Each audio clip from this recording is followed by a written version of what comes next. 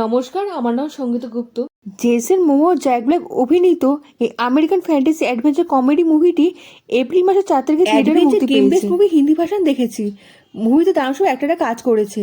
Minecraft game কোনোদিন খেলেছেন? যদি খেলে থাকেন তার ক্যারেক্টার সম্পর্কে জানা আছে। মুভি স্টোরিটা খুব খারাপও দেখানো হয়েছে।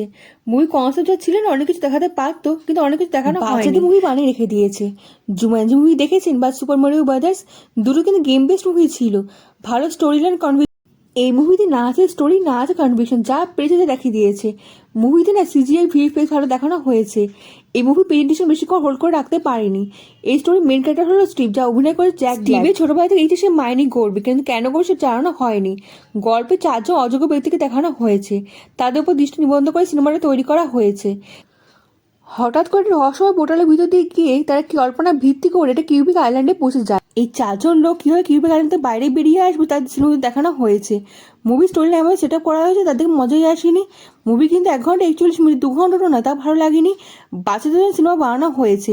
এই মুভি দেখাচ্ছে না বাচ্চারা যদি বাড়িতে গেম খেলে, জ্যাক ব্ল্যাকের জেসন মোমোতে একটা থাকা সত্ত্বেও মুভি থেকে খারাপ প্রেজেন্ট করা হয়েছে। এতে একটা সুযোগ করে দেওয়া হয়নি। অ্যাক্টিং করতে পারতো না, মুভিটা ভালো হিট হতে পারতো। এই মুভি দেখার সময় একটাই কথা মনে হয়েছে, টাকার সময় দুটোই নষ্ট করলাম। বাচ্চারা দেখতেই পারে, বাচ্চাদের হয়তো মজা। কেমন লাগলো আপনার ভিডিওটা কমেন্টে জানাতে কিন্তু ভুলবেন না। লাইক ও সাবস্ক্রাইব করে দেবেন, দেশ বিদেশ বন্ধুর সঙ্গে ছড়িয়ে দেবেন। দেখা হচ্ছে পরবর্তী ভিডিওতে। ভালো থাকবেন।